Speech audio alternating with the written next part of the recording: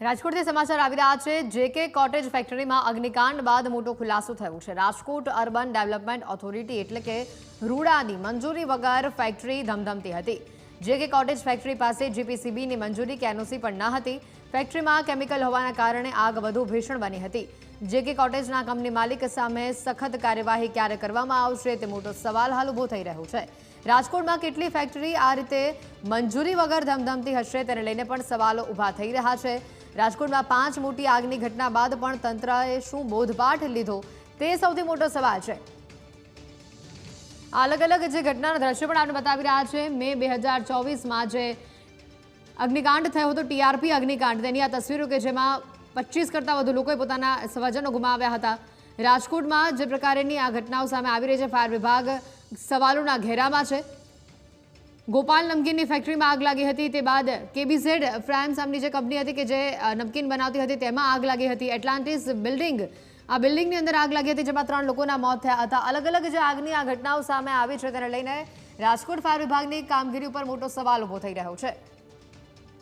અને આ અંગે વધુ માહિતી મેળવીશું સંવાદદાતા ઋષિ અમારી સાથે સીધા જોડાઈ ચૂક્યા છે। અહીંયા ઋષિ, રાજકોટ ફાયર વિભાગ ઘણા લાંબા સમયથી સવાલોના ઘેરામાં રહ્યું છે અને ફરી એકવાર તેની સામે આ સવાલ ઊભા થઈ રહ્યું છે કે આટલા અગ્નિકાંડના કિસ્સાઓ બને છે, લોકો પોતાના જીવ ગુમાવે છે, છતાં પણ તંત્ર એમાંથી બોધપાઠ નથી લેતું।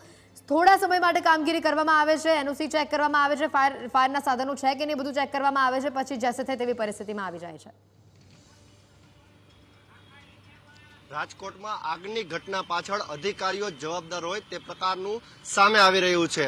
હાલ જે ગઈકાલે જ જે ઘટના બની જેકે કોટન કંપનીમાં જે આગની ઘટના બની તેમાં જીપીસીબીની મંજૂરી નહોતી, એનઓસી નહોતું અને સાથે રૂડાની પણ મંજૂરી નહોતી, એટલે કે આખી ફેક્ટરી જ ગેરકાયદેસર ધમધમી રહી હતી। સાબુ બનાવતી કંપનીને જે શેમ્પુ બનાવતી કંપની છે તે કંપનીમાં અત્યારે આગની ઘટના બની હતી। કેમિકલનો કિસ્સો સૌથી મોટો અત્યારે હિસ્સો તેમાં જોવા મળી રહ્યો હતો અને હાલ જે ઘટના સામે આવી છે તે ઘટના જે ચર્ચામાં એટલા માટે આવી છે કે અધિકારીઓના પાપે આ પ્રકારની ફેક્ટરીઓ ધમધમી રહી છે। જે રીતે રાજકોટમાં આગની ઘટના એક બાદ એક સામે આવી રહી છે અને જે પ્રમાણે અધિકારીઓની મિલીભગત હોય તે જ રીતે ગેરકાયદેસર ફેક્ટરી ધમધમી રહી છે તેના પર સૌથી મોટો સવાલ એ સામે આવી રહ્યો છે કે અધિકારીઓ રૂપિયાના જોરે આ તમામ ફેક્ટરીઓ ચલાવી રહ્યા છે।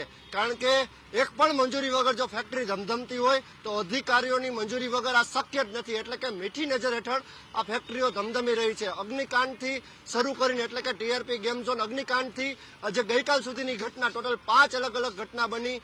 એટલાન્ટિસ બિલ્ડિંગમાં પણ આગની ઘટના બની, 14 માર્ચે આગની ઘટના બની હતી, હજુ સુધી ફરિયાદ દાખલ નથી થઈ। પોલીસની કામગીરી પર પણ સવાલ થાય છે, સ્થાનિક તંત્ર પર પણ સવાલ થાય છે કે શું તમે કામગીરી કરતા નથી, કાર્યવાહી કરતા નથી। હાલ તો જે સમગ્ર જે ઘટનાક્રમ સામે આવી રહ્યો છે ક્યાંક ને ક્યાંક તંત્રની મિલીભગતને કારણે આ પ્રકારનું કૃત્ય થઈ રહ્યું તે સ્પષ્ટ છે। જી બિલકુલ ઋષિ, આભાર માહિતી બદલ। તો જે પ્રકારના દ્રશ્યો આવી રહ્યા છે રાજકોટની સામે તે ઘણા બધા સવાલો ઊભા કરી રહ્યું